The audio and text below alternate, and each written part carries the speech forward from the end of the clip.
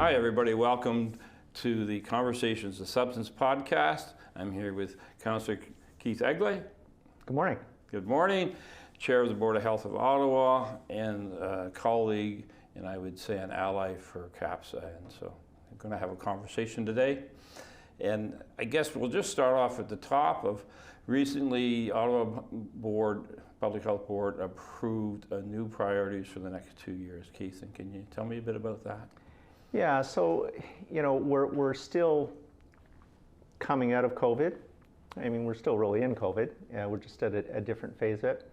So that's been a challenge for Ottawa Public Health to deliver that, I'll call it emergency service, I guess, with the pandemic, and at the same time being able to respond to what our core needs and services are in the city. So we had a discussion about that recently, about how we get back to that, how we start to move forward away from COVID and get back into our more traditional role. So some of the things that we talked about and needs that in the city that we need to continue to bolster our response to are things like mental health. COVID has certainly highlighted the mental health issue right across the continuum, whether you're young or old, rich or poor in the city. COVID has had an impact on you, on your family, on your friends, and how you interact with it. So it's really highlighted that for us. We've also seen, again, through the COVID lens, that certain parts of our community, certain segments of our community have been impacted worse than others. And that's our racialized communities, our members of the community struggling with mental health, members of the community that are struggling with substance use. And so we need to talk about those things more. We need to focus on those things more. And then some really basic things that, Healthy Babies program, getting back to support young families, new parents, dental programs for seniors and for those who can't afford. Those are basic building blocks of what public health is supposed to be doing in normal times. Yes. But unfortunately, as you know, we haven't been in normal times for the last 18 months or so. And that challenge of the idea that there's been a sort of a lifetime event taking place that has drawn necessarily the focus of Ottawa Public Health, who's done a tremendous job. I just want to say that out loud, has done a tremendous job under these circumstances. And we're talking earlier offset about the exponential growth of staff, what all that means for stress and management. And yet we know that these sort of circumstances create tension, stress, trauma, adverse childhood experiences. And so going forward, there's this sort of other pandemic coming through the system in mental health and substance use health. Do you think partnership is a key to doing that? I do, and thank you for the kind words for public health, and I'll certainly go back and share that with the team, because that's how public health does it. Really, it's very much a team effort. But no, I think partnership is very important, and one of the things that I found very valuable over the last little while, and forgive me because I can't remember the name of the virtual conference, but you helped to convene it and facilitate it, where that's what it was all about. There were politicians like myself, there were service providers from within the city and across the country, there were academics, and there were people with lived experience. And that was quite a couple of days. I have to say, I mean, the discussions were real and practical, pragmatic, again, for me, really helpful, I think, in my role as chair to better explain to the public, what we're doing, why we're doing it. Around the same time, public health at the board level, we had a report that came out dealing with substance use, dealing with mental health, and one of the things, for example, that we decided we would do is we would actively engage with the federal government on decriminalization, for example, simple possession, And, you know, a big piece of that was listening to organizations, advocates, allies within the city, and as I said, very importantly, people with that lived experience as to what a difference that would make in their lives. If that was, you know, off their back, so to speak, and, you know, even better if there could be safe supply. So every day wasn't one of the people in the small breakout group that we had during the virtual conference. The term he used was the scramble. Every day is a scramble. No. You got to go out and you got to figure out what you're going to do to get your supply for that day. No. You know, and very much talked about if that wasn't there, you can focus on other things. Yeah. You can focus on going to school, you can focus on reconnecting with people, you can focus on getting a job, a roof over your head, all those things. So we need the partners to figure out how to do that, how to find affordable housing for someone, how to get someone back into education or training, counseling people so maybe they can reconnect with family members that they've had a falling out with. So critical, I think it's absolutely critical to moving this forward. Sure. And you know, I in all that, I hear how little it matters what it was called and how important it was what was done. And so I'm of that like mind that we don't need to worry too much about the titles. We need to worry about the conversations, the partnerships, the outcomes. Also hearing that part of what the community needs to understand, if I can say that, understand or have more knowledge to make a decision on, is that this is about our community. It's not just about people with mental health and people with substance use health issues. It's what kind of community we're going to be. Is Ottawa going to be a compassionate community? Are we better off if we're all better off? Yeah, and you know, from public health, I think you know the term that we would use is Ottawa going to be a healthy community, right? And in order to be a healthier community, one of the things we have to focus on is helping the most vulnerable in our community deal with those struggles and assist them in figuring out how to just day by day how to live and get the most out of it. So yeah, I mean, that's something we want at Public Health. We want to create as healthy a community as we can. And you know, this is a little off topic, but one of the things, for example, that we did very recently is Ottawa just passed its new official plan. You know, what is the city going to look like over the next number of decades in terms of where are people going to live and what sort of transport are they going to take and you know, even to things like, you know, built form. Is it going to be high rise? Is it going to be condos? Is it going to be apartments, houses? What is it going to be? And early on in that process, we had a discussion with the planning department, and as a result, there was an Ottawa public health planner embedded into the official plan to comment and provide that lens about what could be a healthier community if you're building new neighborhoods, if you're I was going to say renovating existing communities, renewing is probably a better word, existing communities. Yeah. You know, how can you do that with a health lens on it? So yeah, and the only way I think that you can get to that point where you're building a healthier community is to listen to your patients, in effect, and Ottawa Public Health patients are the residents of Ottawa, and that's everybody.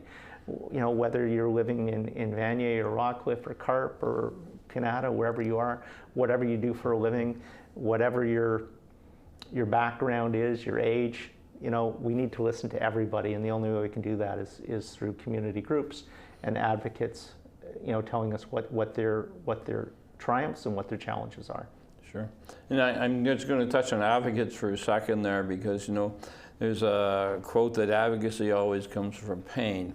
That's what has people speak up. And so these last couple of years, Keith, I know when you became chair of the board, you probably weren't expecting to hear so much pain. And so what's it been like for you as chair to just hear the amount of pain some folks in town are in? So it's been interesting to say the least, and it's been amplified by COVID because no matter how many resources you have in your back pocket, COVID has chipped away at that. It's put us all in situations that we didn't anticipate we'd ever be in, and it's cut us off as well from family, friends, even things as simple as chatter around the water cooler or the coffee in the kitchen at work hasn't been happening. So we've heard a lot from people, and we've also seen, as I said earlier, the adverse impacts on certain groups, certain populations within our city, and it's been really helpful to public health in how to respond, to hear from those people. And so we've one of the examples we have now is we're kind of in the last mile, if you will, in terms of getting the first round of vaccinations done. And again, the province just announced yesterday we're looking at a third dose. Nice.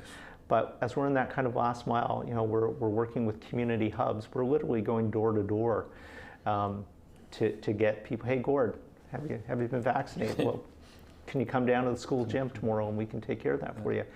And in doing that and reaching out and working with our community groups, whether it's a community association or groups like NROC or Somerset West, we're hearing what people are going through, and I know we're doing our best to respond. I'm not sure we always get there, and we always get there in time, but we're learning every single day from this.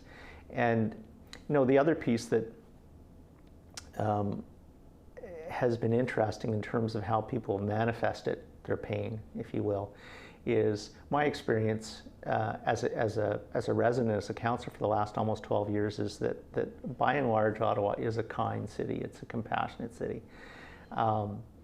But through the pandemic, there's been a lot of frustration and anger and fear. There's been a lot of discussion around whether public health protocols are appropriate or necessary.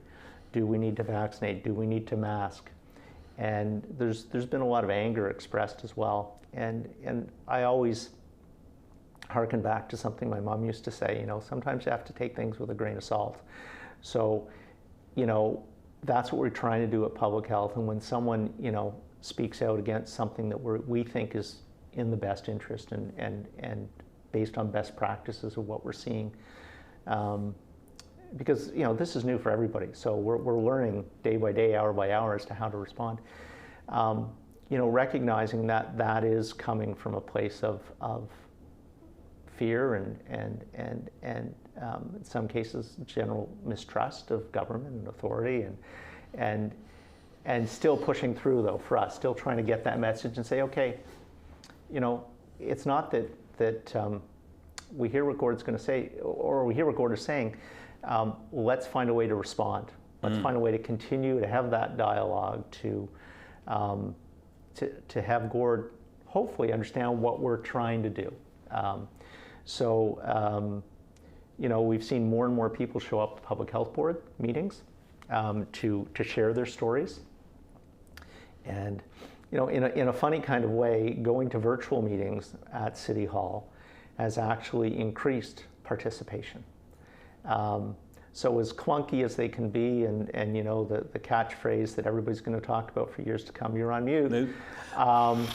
With all those issues, we've had people able to reach out from their homes. They don't have to worry about taking time off of work or finding childcare to come down to City Hall. They can do that from the comfort of their homes. They don't have to give up their dinner hour, their lunch to be there. So that's allowed us to hear from a lot more people in terms of what their needs are, what their concerns are. So, and again, at Public Health, we're doing our best to take notes every time we have these meetings and we have this feedback, and go back and as a team and say, okay, this is what we heard this week. How can we respond to that? Yeah, Yeah. I think it's also, you know, the understanding sometimes through these stressful situations, it turns out nobody's got a magic wand. Right. You know, and so that message, you know, is we're doing our best and we're acting in the way we know how to act today. And if we find out tomorrow that that was the wrong way, we're going to change. It's not because we acted wrong today, it's because we didn't know better today. Yeah, and I think the other thing that's given to us, you know, one of the catchphrases, if you will, that the public health has come up with is, you know, we're all in the same storm, but we're not in the same boat. And that really resonates for me. Yes, yeah. COVID is in our community and it could impact everybody, but it's going to impact everybody in a somewhat different way. And that's going to be based on where you're living, how old you are, what your income is, you know, all those things. So yes, it is about COVID, but we want to talk about your experience with COVID. And I think that's a good transferable skill. If we can get in that mindset about COVID, we can get in that mindset about mental health, we can get in that mindset about substance use. All those things to put more of a personal lens on how we deliver our services and hopefully for the biggest impact. Well, and you know, going forward as things reinvigorate here in town, and we might talk about when the tide rises lifts all boats, we'll remember that some folks don't have boats. Right. Yeah. And so there's two separations. And so I came up with a kind of a bit of a line when this first started, that we're learning how to cover our costs at the same time we're uncovering homelessness, at the same time we're uncovering the differentiation. It's really easy for 100 people to walk down the street and sort of get past the 3 people experiencing homelessness. It's really hard to see a street with 3 homeless people on it and nobody else. Oh. Yeah. Well, yeah. They're not allowed to talk to each other because they could keep social distancing. Yeah. You know? Yeah. No, you're absolutely right. It's you know, the uncover part is we've, you know, as I say, COVID has put this spotlight on everybody and tested everybody's resolve, I think, but in different ways. But it also has encouraged, I think, people to speak out and to share their stories, and you know, don't forget about me because I need help as well, and I'm feeling kind of lonely right now because I don't have my traditional supports. And as someone who experienced homelessness, you know, I can say that, you know, part of the community moved to Uber Eats, you know, and part of the community experienced there wasn't anything in the garbage can to eat because there's nobody downtown eating half a lunch and throwing the box out. Right, absolutely. You know, so resources that people don't think of as resources disappeared from the downtown core in a way that directly impacted people. You know, no cigarette butts on the ground. Yeah. You know, and so all that stuff. And we also know about early on, certainly, and is the concern about going to shelters, for example, and the close proximity with everybody, you know, before vaccinations were available, and you know, our shelter community, you know, Shepherds and the Mission, and you know, they really responded to that, you know. But it you know, and you spoke about partnerships, you know, and so those were some of the groups that we worked with very closely at the beginning to find ways to, you know, to accommodate. You know, but to your point about, you know, some of those things you don't think of that are missing, you know, when the malls closed, for example, you know, on a really hot day, if you have a house and you have air conditioning, good for you. And if you don't, you know, the traditional places that people would go to cool off, like the public library, like the malls, you know, they weren't there, you know, so the city had to pivot and start opening cooling centers, right, to respond to that need. So you're right, there are a lot of unintended consequences and things that you don't necessarily think of right away. I know every person in Ottawa has a better level of empathy now around not having access to public washrooms. Yes. And what that would be like to live with. Absolutely. You know, absolutely. because we've gone somewhere and all of a sudden I can't use washroom at this coffee shop or this place, and it's like, oh, Yeah. there's a group of people in town who never get to use those places. Yeah, no, without question, it's as bad as COVID has been and continues to be in our community, it has opened up opportunities, for discussion, for change, for dialogue. So if anything positive is coming out of COVID, this is it. As I say, we have more people sharing their circumstances, their stories, I think, than we've ever seen in Ottawa on a whole variety of subjects. And I think we have to be careful not to lose that opportunity. We have to be vigilant. We have to listen to what people are saying right now and use that as grist for the mill going forward to figure out how to address these issues. Yeah. So Keith, a couple of years down the road, you're looking up in public health in Ottawa. What's the biggest change? What's the biggest change is hopefully, the team can have a huge sigh of relief and go back to some normalcy for themselves. We struggled, for example, at the beginning, making sure that people were taking time off for themselves and for their families, for their own mental health, to recognize that in order to do your job, your batteries have to stay charged. Yeah. So assuming we get to that point, and as I said, I think we're in the last mile of getting back to some sense of normalcy. Then we look at building up to full strength on, as I say, the traditional things that we should be doing, which is informing the community about health risks and how to avoid them. Keeping track of things when they happen, so the epidemiology of it all.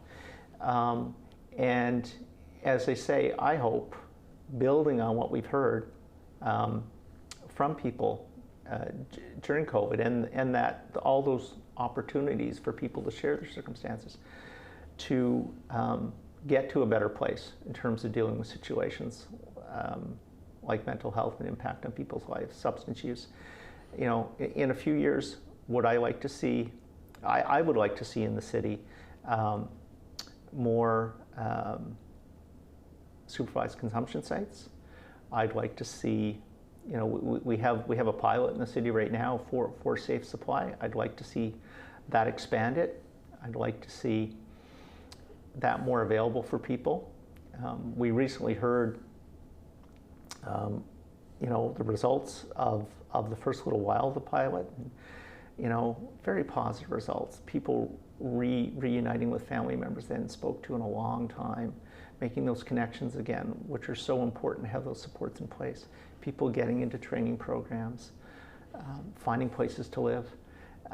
So I see advocacy work for public health with the other levels of government, similar to what we talked about early in the fall, to advocate for decriminalization, for safe supply, for places for people to, I'm never going to say safely use, but as safe as possible to use, and to be able to make those supports more available to people.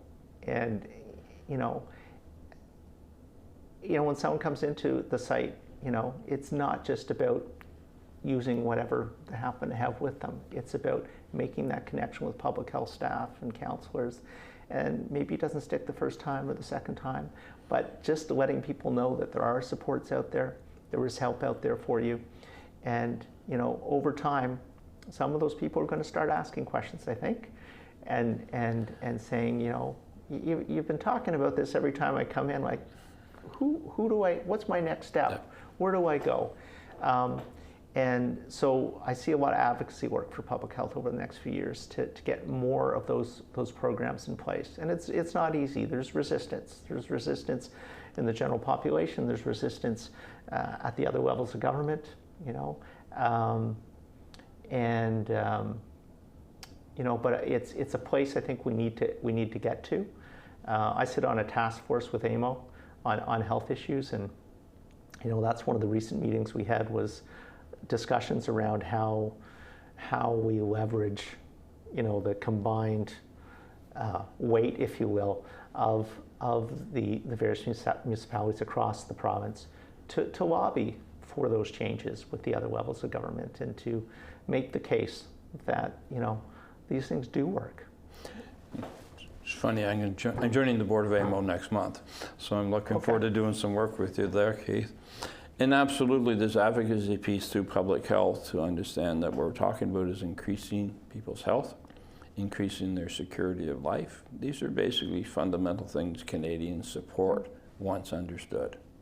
And I think the misconception that it's not about health is the biggest barrier that we have, and that stigma that substance immediately has this connotation. And we're really saying, hey, we're helping people have healthier lives. We're helping people have secure lives. Why should someone die because they're doing something you don't agree with? Yeah. It really comes down to that simple. Yeah. And maybe you don't agree with it because you don't understand it. You don't understand where it came from, how it started, and what the person's dealing with. And so we have to continue to have those conversations. Again, going back to that conference that you helped to facilitate, that neither one of us can remember the name of. One of the things that really struck me is one of the speakers saying, at some point, there was an arbitrary decision made that some substances were okay to continue to use. Alcohol was okay to use. Cocaine, whatever, was not, right? And has that put us in a better place? And one of the biggest health issues across the country, and public health talked about this, is alcoholism, for example, right? But we made that mind shift years ago, and it's been in place for a long time. And we have to start, again, going back and saying, did that make sense in the first place? Probably not. And, again, as you say, it's essentially a health issue. The argument I've used with people who push back against things like safe supply and supervised consumption sites, I'll say to them, like, you must know somebody in your life that has diabetes, and oh yeah, my sister, my brother, my cousin, would you ever question that they need to have their regular supply of insulin? And that it's a safe supply and it's appropriately measured, and no, they have a health condition. I said, well, so do these individuals, and that's the lens you need to put on it. Absolutely.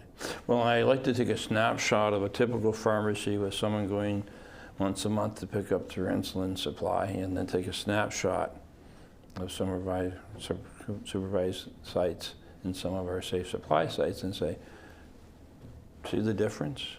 Yeah. Right? Yeah. So 10 people lined up outside, an Ottawa Addiction Treatment Center, Yeah, no. heads down, right? Yeah. Versus, I'm just here for my insulin. Yeah, exactly. And again, I think that's where public health, in terms of the advocacy work, comes in, both in lobbying the other levels of government, because there's some things we can't do it at a city level. Yeah. But if we get the funding, we'll certainly do our best. But also in having those discussions to, for lack of a term, to personalize it, right? To make people understand that it's not a crime issue. It's not deviant behavior. It's a health issue, and we have to wrap our heads around that and respond appropriately. And so I think that's a big that's a big part, I think, of how we're going to. I don't know if we're ever going to resolve this completely, but how we're going to make progress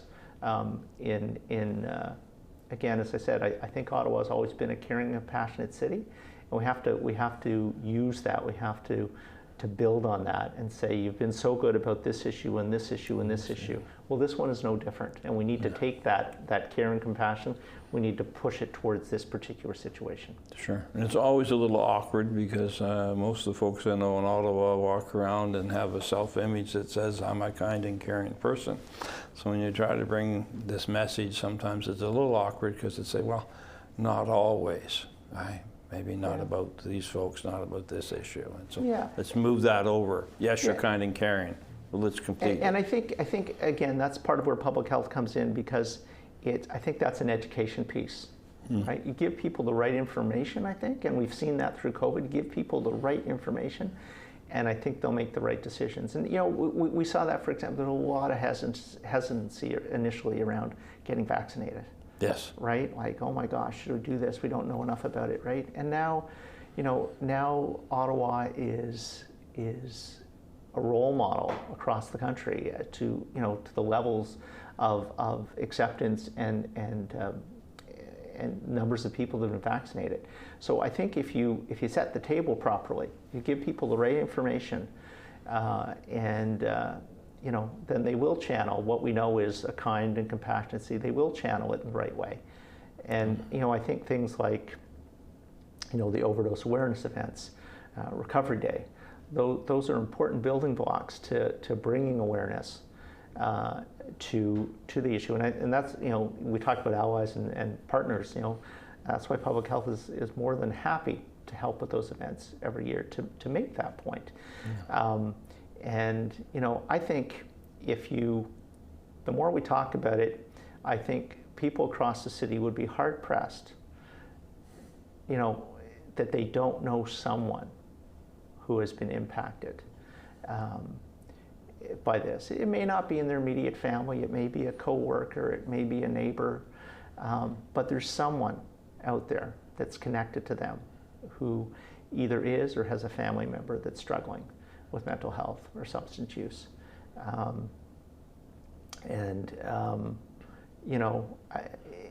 But we, to your point, I think it's a really good one. Like if you took a snapshot of the pharmacy and the safe supply, and some people will be walking in like a normal errand, and the other people are kind of hiding their face. And the more we talk about it, hopefully the less face hiding there is, and the more recognition and understanding that this is a health issue that needs to be addressed. Certainly people didn't start by hanging their heads, they've been taught to.